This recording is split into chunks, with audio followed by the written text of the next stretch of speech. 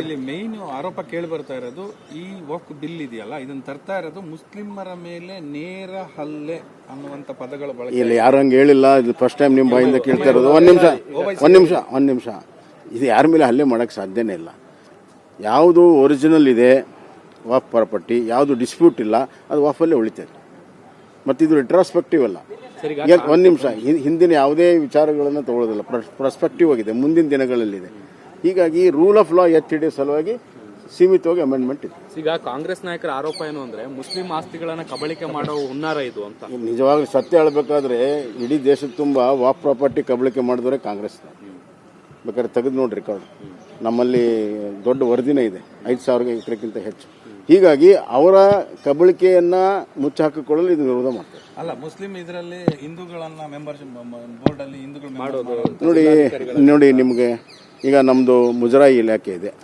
ಮುಜರಾಯಿ ಇಲಾಖೆಯಲ್ಲಿ ನಮ್ಮ ಕರಾವಳಿ ಪ್ರದೇಶದ ಹಲವಾರು ದೇವಸ್ಥಾನಗಳಲ್ಲಿ ಮುಜರಾಯಿ ಇಲಾಖೆ ಅಡ್ಮಿನಿಸ್ಟ್ರೇಟರ್ ಮುಸಲ್ಮಾನರೇ ಇದ್ದಾರೆ.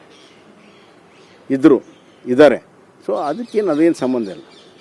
ಇಲ್ಲಿ ಮೇನ್ ಆರೋಪ ಕೇಳಿ ಬರ್ತಾ ಇರೋದು ಈ ವಕ್ಫ್ ಬಿಲ್ ಇದೆಯಲ್ಲ, ಇದನ್ನ ತರ್ತಾ ಇರೋದು ಮುಸ್ಲಿಮರ ಮೇಲೆ ನೇರ ಹಲ್ಲೆ ಅನ್ನುವಂತ ಪದಗಳ ಬಳಕೆ. ಇಲ್ಲ, ಯಾರು ಹಂಗೆ ಹೇಳಿಲ್ಲ. ಇದು ಫಸ್ಟ್ ಟೈಮ್ ನಿಮ್ಮ ಬಾಯಿಂದ ಕೇಳ್ತಾ ಇರೋದು.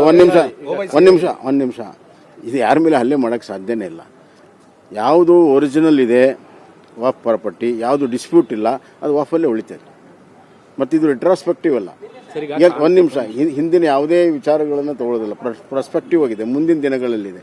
ಹೀಗಾಗಿ ರೂಲ್ ಆಫ್ ಲಾ ಎತ್ತಿಡಿಯೋ ಸಲುವಾಗಿ ಸೀಮಿತವಾಗಿ ಅಮೆಂಡ್ಮೆಂಟ್ ಇದೆ. ಈಗ ಕಾಂಗ್ರೆಸ್ ನಾಯಕರ ಆರೋಪ ಏನು ಅಂದ್ರೆ ಮುಸ್ಲಿಂ ಆಸ್ತಿಗಳನ್ನ ಕಬಳಿಕೆ ಮಾಡೋ ಹುನ್ನಾರ ಇದು ಅಂತ. ನಿಜವಾಗ್ಲೂ ಸತ್ಯ ಹೇಳಬೇಕಾದ್ರೆ ಇಡೀ ದೇಶದ ತುಂಬ ವಕ್ಫ್ ಪ್ರಾಪರ್ಟಿ ಕಬಳಿಕೆ ಮಾಡಿದವರೇ ಕಾಂಗ್ರೆಸ್.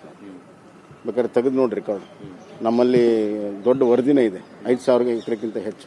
ಹೀಗಾಗಿ ಅವರ ಕಬಳಿಕೆಯನ್ನ ಮುಚ್ಚಾಕಿಕೊಳ್ಳಲು ಇದು ವಿರೋಧ ಮಾಡ್ತಾರೆ. ಅಲ್ಲ, ಮುಸ್ಲಿಂ ಇದರಲ್ಲಿ ಹಿಂದೂಗಳನ್ನ ಮೆಂಬರ್ಶಿಪ್ ಬೋರ್ಡ್ ಅಲ್ಲಿ ಹಿಂದೂಗಳು ಮಾಡೋದು ನೋಡಿ. ನಿಮಗೆ ಈಗ ನಮ್ಮದು ಮುಜರಾಯಿ ಇಲಾಖೆ ಇದೆ. ಮುಜರಾಯಿ ಇಲಾಖೆಯಲ್ಲಿ ನಮ್ಮ ಕರಾವಳಿ ಪ್ರದೇಶದ ಹಲವಾರು ದೇವಸ್ಥಾನಗಳಲ್ಲಿ ಮುಜರಾಯಿ ಇಲಾಖೆ ಅಡ್ಮಿನಿಸ್ಟ್ರೇಟರ್ ಮುಸಲ್ಮಾನರೇ ಇದ್ದಾರೆ. ಸೊ ಅದಕ್ಕೇನು ಅದೇನು ಸಂಬಂಧ ಇಲ್ಲ.